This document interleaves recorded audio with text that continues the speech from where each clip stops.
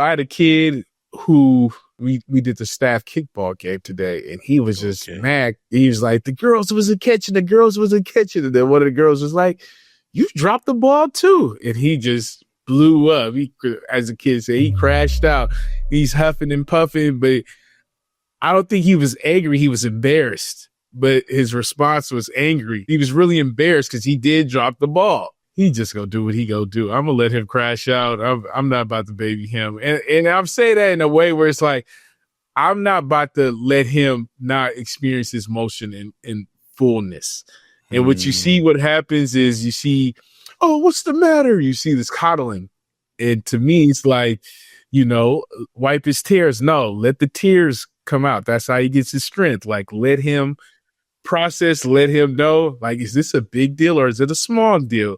Like, he's doing all this and I'm not reacting. I'm just like, all right, bruh. Like, you done, all right, it's okay. Take a deep breath now. It's okay to be angry, because that's what he really needs, is that time to sit with his emotion and then process it and then some guidance. But if I'm there to rush to his need all the time, then he doesn't authentically get a chance to process the big emotion that he's having. Because some teachers would look at me like, are you going to do something? I'm like, no.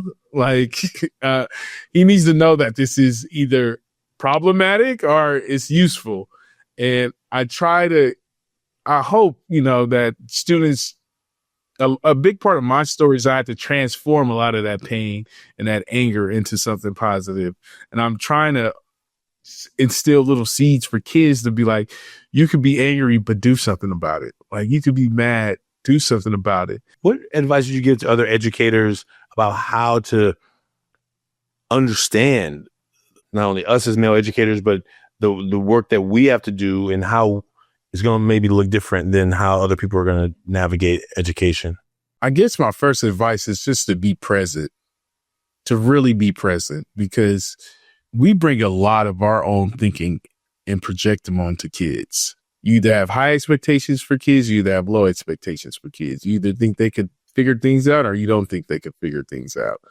But when you truly present in that moment, like I was really present. I was like, how am I? I checked in with myself. I'm like, how am I feeling? Do I feel like this is a big thing? I know this kid. I know his patterns. Like, I know that this is going to go high and then it's going to subside, So it's like I was truly present, and being truly present, that's the magic where you can really influence a situation, But if I was to say, oh, he's mad, let me jump and block everything and make sure that he's okay, then, I'm not giving that kid the chance to acknowledge what's going on inside him. And granted, there are cases where you have kids who are hella mad and they act crazy. Like, obviously, if you know your kids, like if you know this kid, go flip the classroom, call the TT, like call somebody, like call the security guard, like obviously. But like for kids who just are really trying to process their emotions and they need some feedback, let them experience it. Oh, you notice your heart rate went up, right?